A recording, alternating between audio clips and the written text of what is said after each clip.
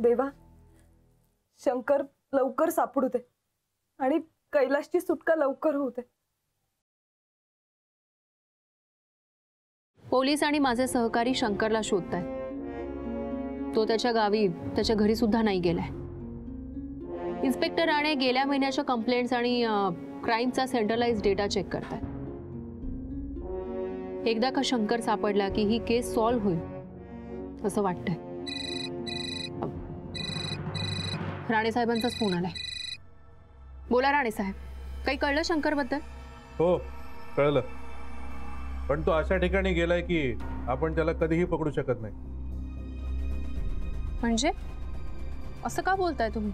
कारण तो जिवंतच नाहीये. जेलमधून सुटल्यानंतर 4 दिवसातच एका गँगवॉर मध्ये तो मारला गेला. काय? आणि मॅडम, कैलाश जिथे कामाला जातो तिथेच ही घटना घडली आहे. त्याच्या कंपनीतल्या सगळ्यांना ठाऊक आहे. म्हणजे कैलासला सुद्धा माहिती होती? हो, कैलासलाही माहिती होतं. काय रे, एवढा सोशिक चेहरा करून बसतोस तू? तुझी बायको तुझ्या निष्पापपणाची अशी ग्वाही देत असते जसं की राजा हरिश्चंद्र आहेस तू. पण तिला काय माहित तिचा नवरा किती खोटारडा आहे ते. झालं काय साहेब? अरे तू एवढा अक्कलशून्य आहेस की स्वतःचा फायदा होत असून सुद्धा खरं काय ते बोलला नाहीस. गप्प बसून राहिलास. शंकर जिवंत नाहीये, मेला आहे हे माहीत होतं ना तुला. मग आम्ही एवढा आटापेटा करून त्याचा शोध घेत होतो तेव्हा का बोलला नाहीस? गेले काही दिवस सगळे माझ्याकडे एक गुन्हेगार, एक आरोपी म्हणूनच संशयाने बघत होते. पण शंकरचा विषय निघाला आणि तुम्ही त्याचा विचार करायला लागला.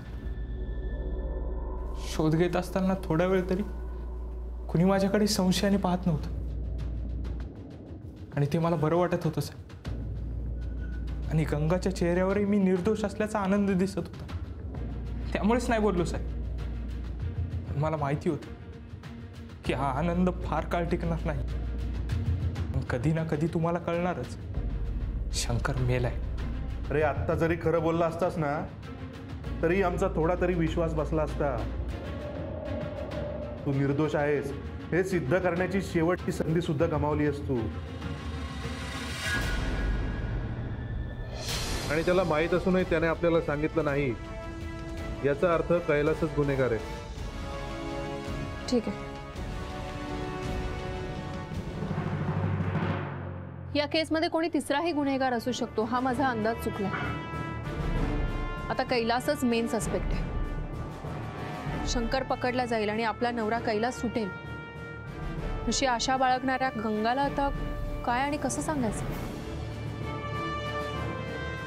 पण तिला भेटावं तर लागेलच.